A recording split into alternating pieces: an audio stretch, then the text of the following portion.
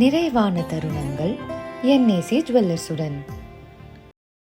தீய சக்தி, நாங்கள் பிஜேபி திமுக அழிச்சிருவோன்னு நயினார் நாகேந்திரன்லேருந்து அமித்ஷா வரைக்கும் பேசிகிட்டு இருக்காங்களா? ஏதாவது இவங்க நகர்த்தி இருக்காங்களா? 8 எஸ்பிங்க பாவம்.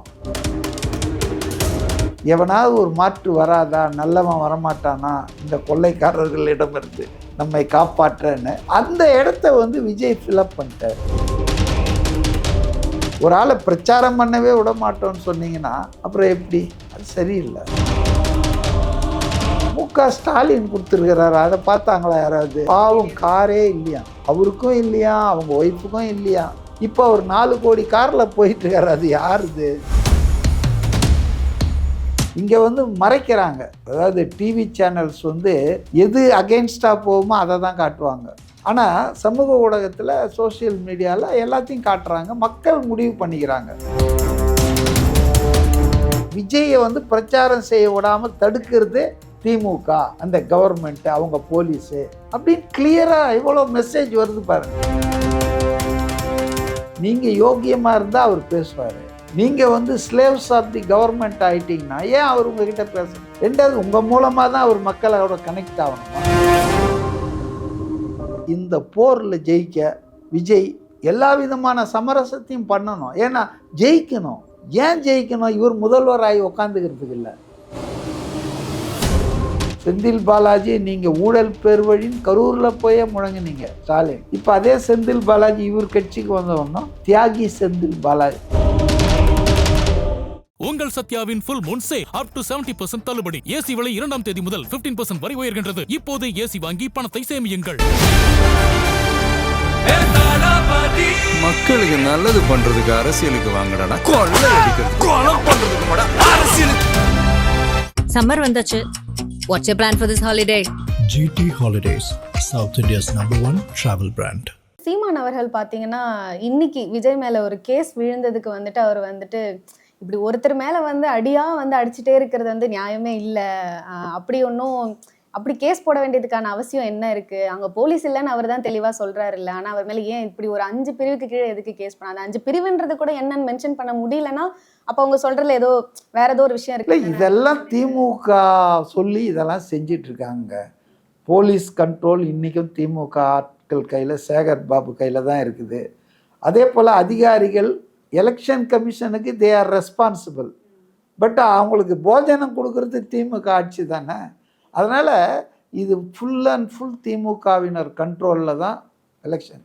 பாஜக இதுக்கு உதவுதுங்க திமுகவுக்கு. வெஸ்ட் பெங்காலில் 800 உயர் அதிகாரிகளை டிரான்ஸ்ஃபர் பண்ணியிருக்குது election commission, including chief secretary, home secretary, DGP, பல இடங்களில் கலெக்டர்லாம் மாற்றிருக்காங்க. தமிழ்நாட்டில் எத்தனை பேர் தீய சக்தி, நாங்கள் பிஜேபி திமுக அழிச்சிருவோன்னு நயினார் நாகேந்திரன்லேருந்து அமித்ஷா வரைக்கும் பேசிகிட்டு இருக்காங்களா? ஏதாவது இவங்க நகர்த்தி இருக்காங்களா? 8 எஸ்பிங்க பாவம். அவங்கெல்லாம் அம்புகள் தான். எய்தவன் பூரா இங்கே உட்காந்துட்ருக்கான் கோட்டையில். ஐஏஎஸ், ஐபிஎஸ், டிஜிபிலாம் அவனை எவனுமே கை வைக்கல.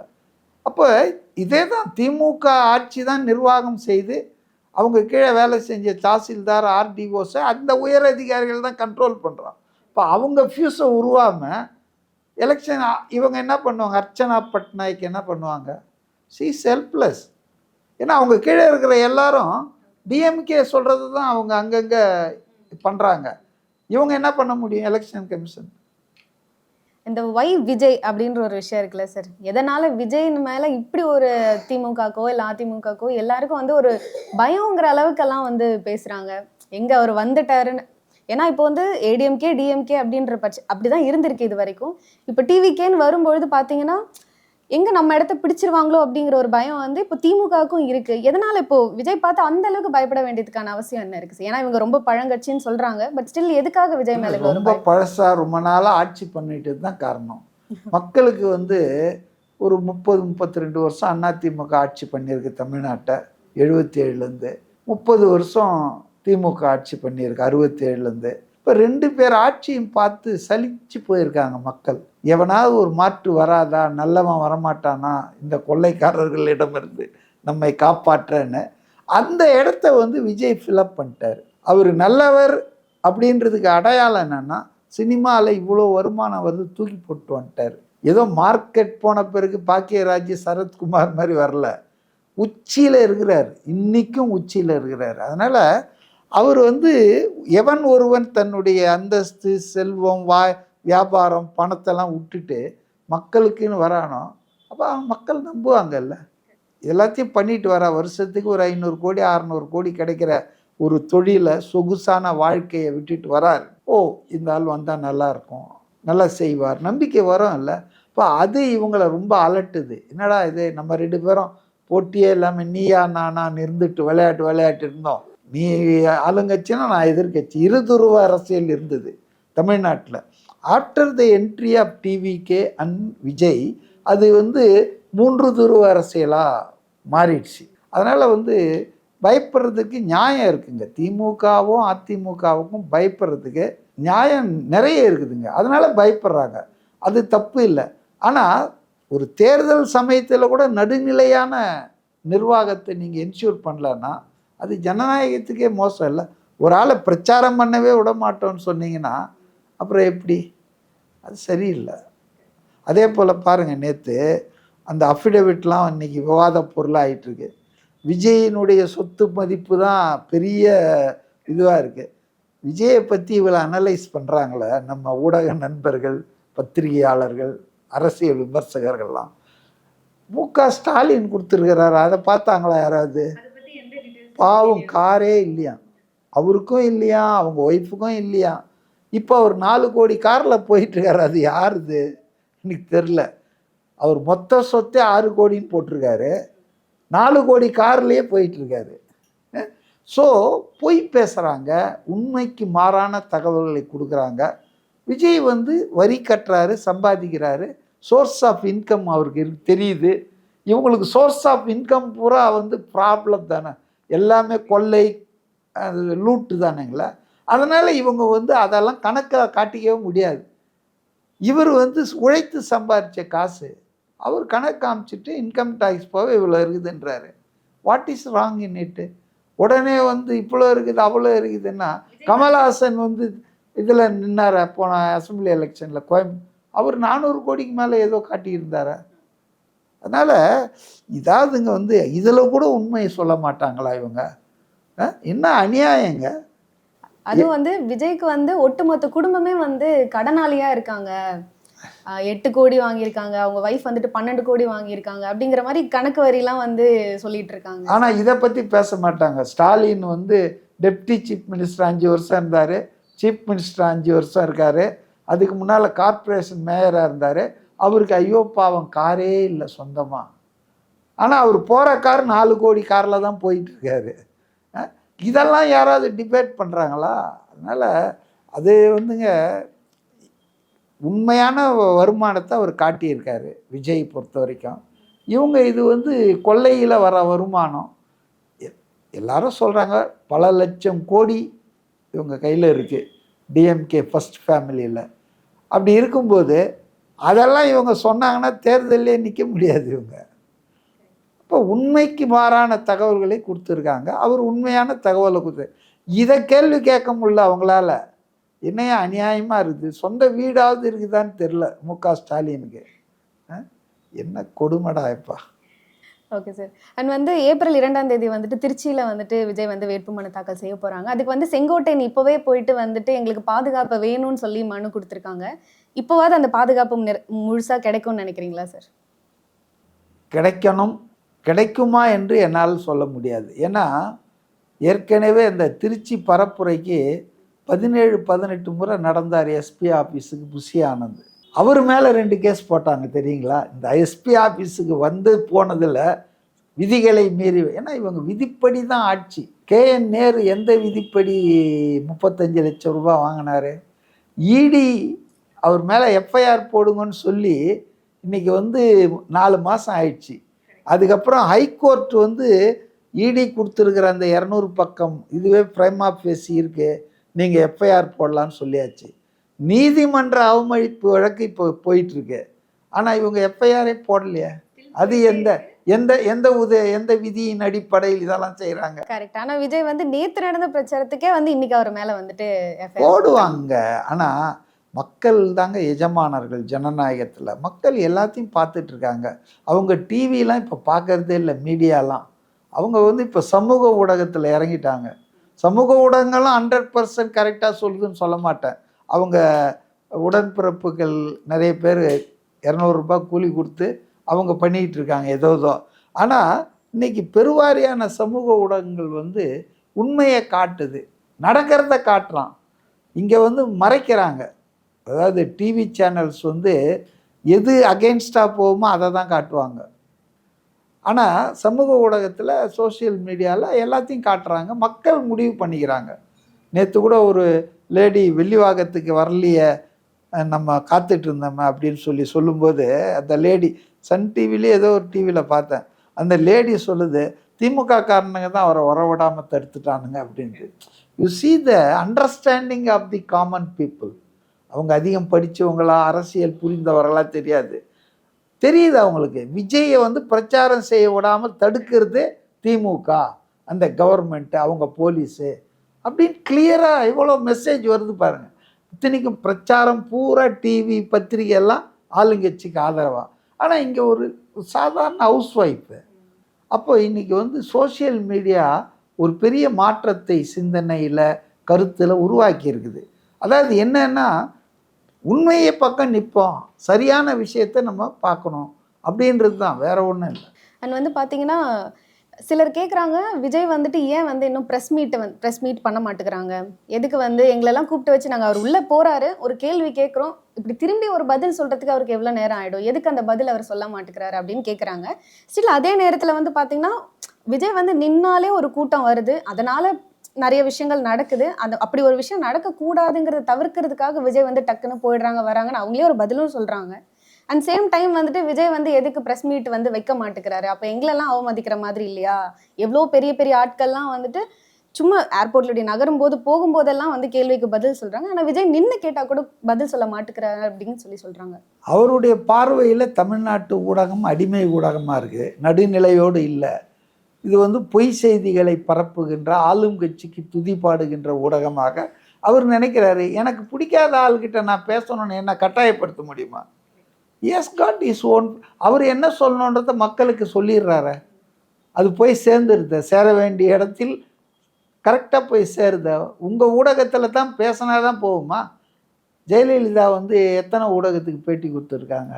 அதாவதுங்க கொடுத்துருக்காங்க, ஆனால் அவங்க முதல்வராக இருந்தபோது தான் கொடுத்துருக்காங்க.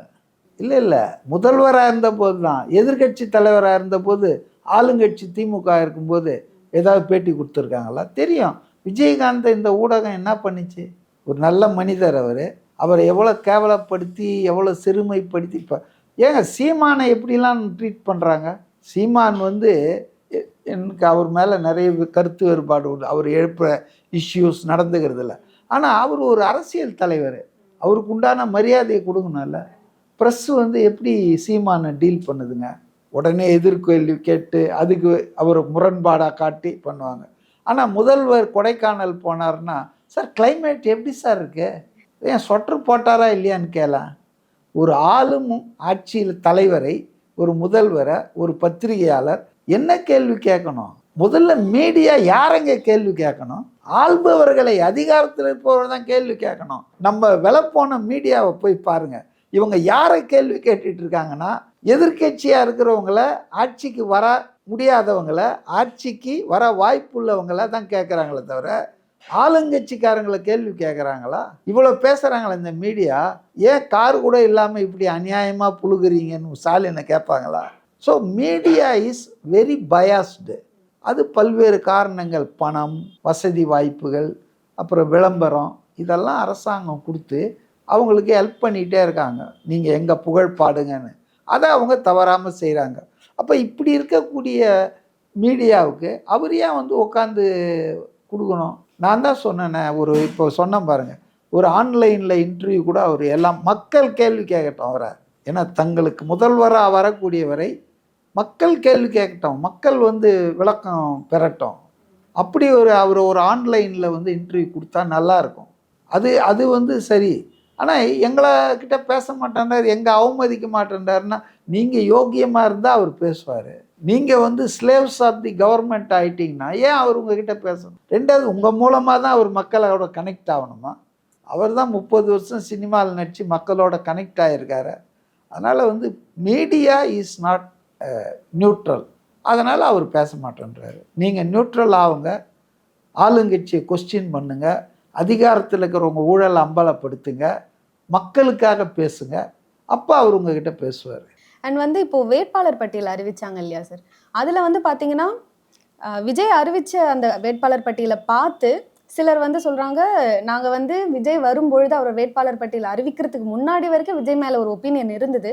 ஆனால் வேட்பாளர் பட்டியல் வெளியில் வந்ததுக்கப்புறம் அதிமுக திமுக மாதிரி இதுவும் ஒரு தாவேக்கா தான், மற்றபடி எனக்கு அதில் இன்னும் ஸ்பெஷலாக எதுவும் தெரியல, ஏன்னா வந்து வேட்பாளர் பட்டியல் அறிவித்தது எங்களுக்கு பூர்த்தியாக இல்லை, தாவேக்கால இருந்தவங்களே வந்துட்டு இருந்தவங்களுக்கு வந்து சீட்டு கொடுக்காம மாற்று கட்சியிலேருந்து வந்தவங்களுக்கு வந்துட்டு சீட்டு கொடுத்துருக்காரு அப்படின்னு சொல்லி ஒரு குற்றச்சாட்டு வச்சுருக்காங்க. அதை பற்றி என்ன நினைக்கிறீங்க சார்? அதாவதுங்க, தேர்தல் நேரத்தில் சீட்டு கிடைக்காதவங்க, சீட்டு கிடைக்காத அதிருப்தியாளர்கள், அவங்களுடைய ஆதரவாளர்கள், இந்த மாதிரி எல்லா கட்சியிலையும் கொடுப்பாங்க. இப்போ தாம்பரம் எஸ்ஆர் ராஜா சிட்டிங் எம்எல்ஏ, அவருக்கு சீட்டு கொடுக்கல, வேறு யாரோ ஒரு பெண்மணிக்கு கொடுத்துருக்காங்க திமுகவில். உடனே அங்கே ஒரே கூட்டம் கூடி தாம்பரத்துக்கு போன டிஆர் பாலுவை கேரோ பண்ணாங்க. அதே போல் 2 நாளுக்கு முன்னால் அண்ணா அறிவாலயத்தில் பல 100 பேர் எஸ்ஆர் ராஜாவுக்கு சீட்டு கொடுக்கணும்னு ஆர்ப்பாட்டம் பண்ணாங்க. இதெல்லாம் நடக்குங்க, காங்கிரஸ் கட்சியில் நடக்கும், கம்யூனிஸ்ட் கட்சிகளில் மட்டும்தான் நடக்காது. ஏன்னா அது ஒரு கட்டுப்பாடான கட்சின்னு சொல்லிட்டு சுதந்திரமே அங்கே இருக்காது. எல்லாத்தையும் முடிவு பண்ணுறோம் தலைமை குழுன்னு சொல்லி அவங்க டிசைட் பண்ணி வச்சுருப்பாங்க எலெக்ஷனுக்கு 2 வருஷத்துக்கு முன்னாலேயே. அதனால் மற்ற கட்சிகளிலெல்லாம் இது ஏற்படுவது சகஜம். இப்போ விஜய் வந்து அரசியல் கட்சி தான் நடத்துகிறாரு, ரசிகர் மன்றம் நடத்தலை, மக்கள் இயக்கம் நடத்தலை. When you are in Paris behave like a பாரிசியன்வாங்க. அப்போ அவர் வந்து இந்த தேர்தலில் ஆட்சி அதிகாரத்தை கைப்பற்றணும். ஏன்னா அவருக்கு தெரியுது, எவ்வளோதான் நல்ல எண்ணம் இருந்தாலும் நம்ம சில உதவிகள் தான் பண்ண முடியும். அப்போ ஒட்டுமொத்த சொசைட்டிக்கும் ஒட்டுமொத்த மக்களுக்கும் நல்லது பண்ணோன்னா அரசியலில் இருக்கணும், அதிகாரம் வேணும், ஆட்சியில் இருக்கணும். அது வந்தால் தான் இதெல்லாம் நம்ம நினைக்கிறதெல்லாம் மக்களுக்கு செய்ய முடியும்னு. இப்போ அதுக்காக அவர் சண்டை போடுறாரு. ஆங்கிலத்தில் சொல்லுவாங்க, நான் அடிக்கடி சொல்கிறது தான், in war and love everything is fair. இப்போ தேர்தல் என்பது வார் தான். இந்தியாவை பொறுத்தவரையில் வார் தான். பாருங்கள், பிரைம் மினிஸ்டர் வாரத்துக்கு 2 வாட்டி வந்து வார் தான் இது. அமித்ஷா வருவார், ராகுல் காந்தி மட்டும் வரமாட்டார்னு நினைக்கிறேன். ரைட்டா? ஸோ என்னை பொறுத்தவரையில் இந்த போரில் ஜெயிக்க விஜய் எல்லா விதமான சமரசத்தையும் பண்ணணும். ஏன்னா ஜெயிக்கணும். ஏன் ஜெயிக்கணும்? இவர் முதல்வராகி உட்காந்துக்கிறதுக்கு இல்லை, மக்களுக்கு ஏதாவது செய்யணுன்னு தான் அவர் அரசியல் கட்சியை ஆரம்பிச்சிருக்காரு. மக்களுக்கு ஏதாவது செய்யணுன்னா ஆட்சி அதிகாரம் கையில் இருக்கணும். நல்ல எண்ணம் மட்டும் மனசில் இருந்தால் போதாது. அப்போ இந்த அதிகாரம் வேணும்னா, இந்த ஆட்சி வேணும்னா என்ன காம்ப்ரமைஸ் பண்ணி தானே ஆகணும். எல்லாரையும் போல் அவரும் சில வெற்றியை தானே அவரும் இலக்காக வைக்க முடியும். சீமான் மாதிரி பயிற்சி எடுத்துகிட்டே இருக்க முடியுமா?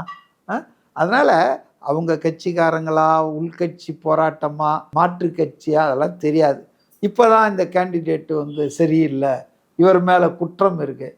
அடப்பாவிங்க, குற்ற பரம்பரையே இருக்குடா. வேட்பாளர் சொன்னார் விஜய் அந்த நம்ம தாஜ் கோரமண்டல் மீட்டிங்கில், ஒரு திருட்டு குற்றத்துக்காக ஜெயில் போன ஒரு அமைச்சர் திமுகவில் இருக்காருன்னு. நான் பேர் சொல்லன்னாரு, ஆனால் கொஞ்சம் க்ளூலாம் கொடுத்தாரு. புரியுதுங்களா?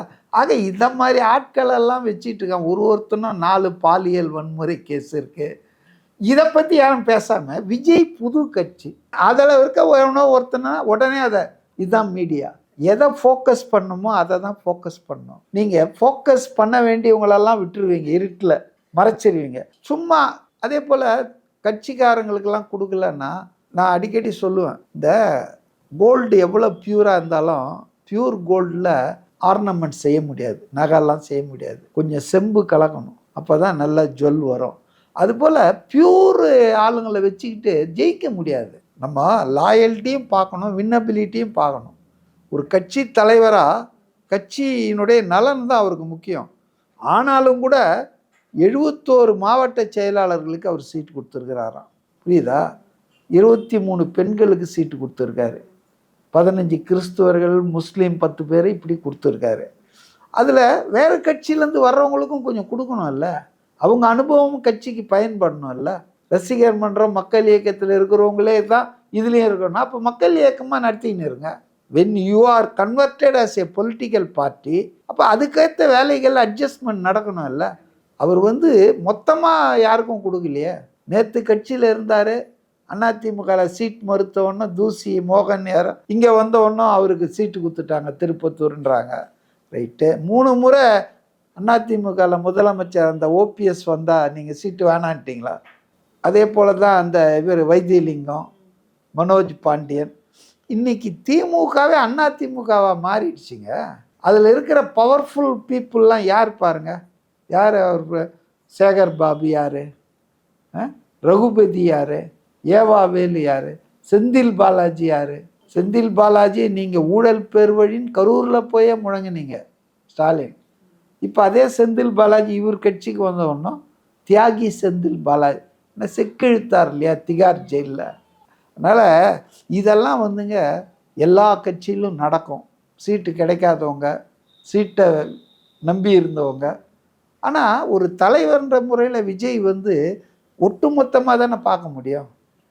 அப்போ கூட அவர் நிறைய கட்சிக்காரங்களுக்கு தான் அவர் அதாவது அவங்க இயக்கத்தில் வந்தவங்களுக்கு தான் கொடுத்துருக்காரு.